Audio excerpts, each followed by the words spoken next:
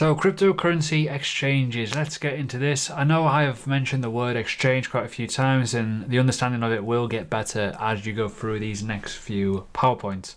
Now, these are just basic terms. We're not going to do many walkthroughs of exchanges because they all look very much the same. There's certain terminology that you need to be aware of, which is what I'm going to highlight, and obviously how to do research in exchanges. Each country will determine what exchange you can use as well, so I want to keep it quite slim on doing talkthroughs on exchanges, right?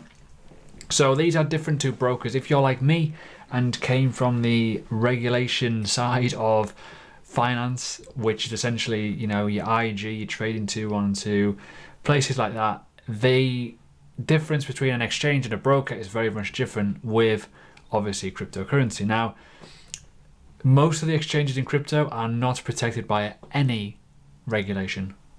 There's only a handful, literally a handful. They're open 24/7. It is cryptocurrency at the end of the day, so you can sign up at any point.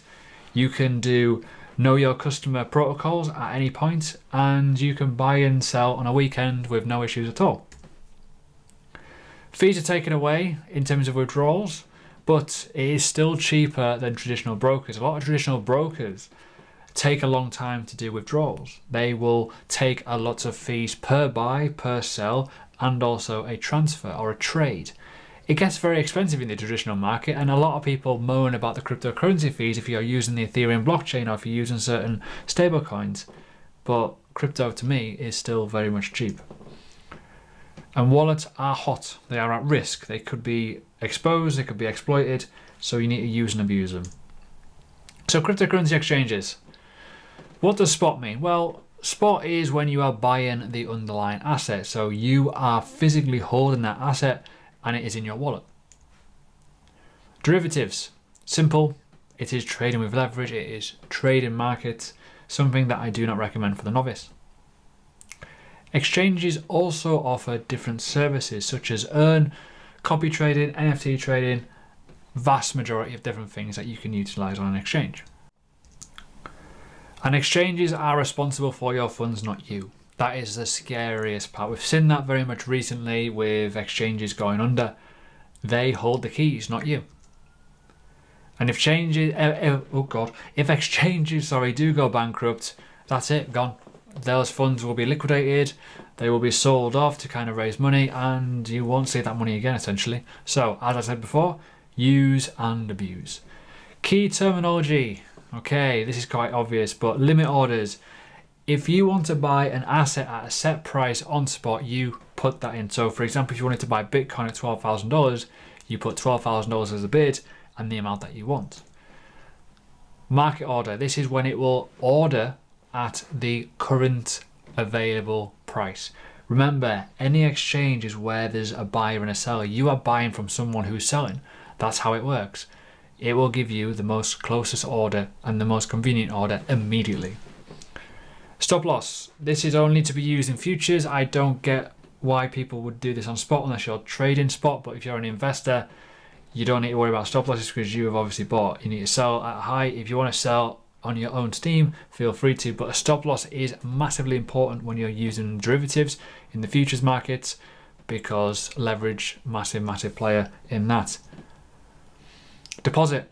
This is what button you'll press for when you want to deposit funds, whether this is fiat, whether this is, Ethereum, Bitcoin, whatever it may be, via your wallet or even via your bank.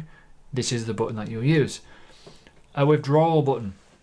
This is when you want to move money out of the exchange to your wallet. Simple terminology, I know. Wallet, go to your wallet, you can find out what's what. Very simple.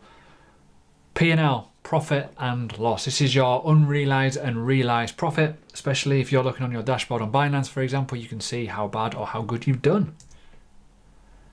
Network. So when you're doing a withdrawal or if you're doing a deposit, you will need to select the right network.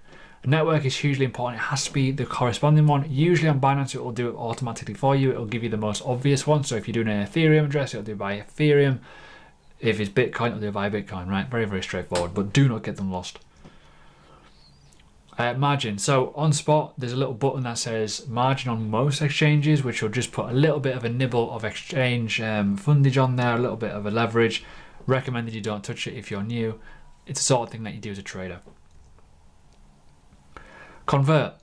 One thing you can do is convert into another asset. So if you've got Bitcoin and you want to convert it to Ethereum, you can do this in a button of a click, and it'll do it at a market order execution. So bear that in mind, right?